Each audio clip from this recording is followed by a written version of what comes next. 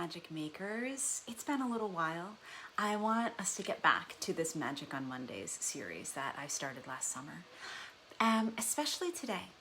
Today, I want to savor and find and discover the magic of remembering. And I want to think of it in that way of remembering, to go back and put together. I feel like we're really being called to do that right now, in part because Mercury Retrograde starts tomorrow. And Mercury Retrograde, of course, is that time when, yes, we could say that communication goes haywire. Travel, if we're fortunate enough to be doing it, is a nightmare.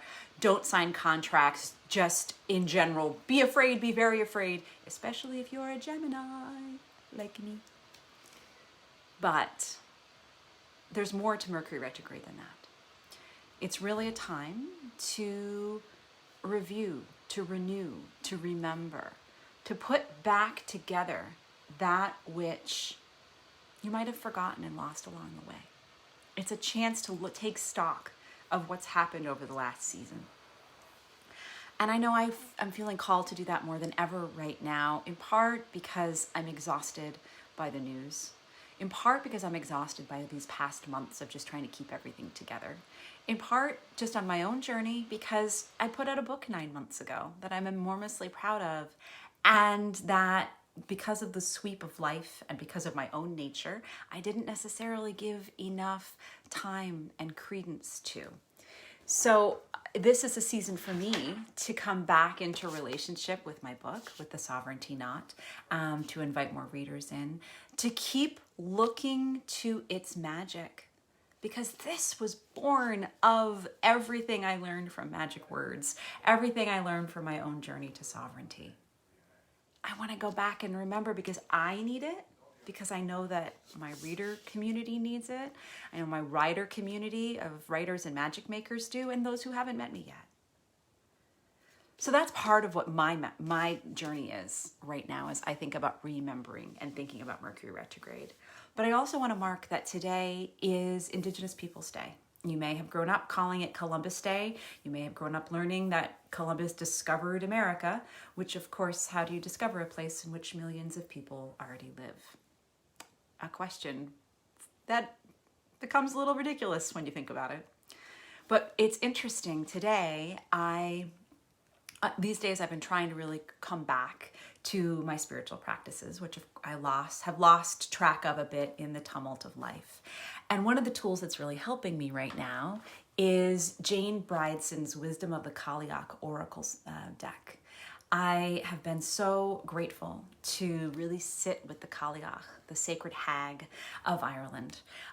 You would have met her in The Sovereignty Knot if you've read it, and if not, she's waiting for you there. And the cards that I pulled today was the ancestors. And it felt so striking to pull the ancestors on Indigenous Peoples Day, on the day when we mark those who lived in North America before us. I myself live now on the land of the Lenni Lenape people. I am grateful that one of my daughter's elementary schools is called that, and that every day when they do the Pledge of Allegiance, they follow it by remembering that they live on the ancestral lands of a tribe that in many ways has pretty much been completely displaced from this area. So when we're thinking about Indigenous Peoples Day, we're thinking about those who came before us, because I can claim no native blood myself. I'm of European descent. I invite us to think about the fact, we wordy people who love the magic of language, that before European settlers came to North America, there was no written language here. They had it in South America, but there was no written language that we know of in North America. Of course, they've found ways to write down tribal languages since, but that's an influence of European culture. There were more than 300 languages in North America before the Europeans arrived. More distinct languages in California than in all of Europe. So that's just one of those things to sit with today as you think about magic words, as you think about your passion for writing and language. If you are, like me, a person of European descent living in the United States, living in North America, there's something to think about here. There's a tension and a knot to be explored. There's something to remember and look back to. And in that process of seeking out the stories and the words that came before us, we have a chance to remember ourselves, to put ourselves together and try to find a sense of integrity between us and the land upon which we live. So maybe today, as part of your quest for magic words, you want to seek out the language of the people who lived on the land before white colonizers came. Maybe you want to find a word that resonates. And do it with a spirit of reverence, and the spirit of saying, and not necessarily some sort of cultural tourist, but in saying, I want to consciously honor that you were here before me, that you had your own stories, that you had your own magic, and you had your own words.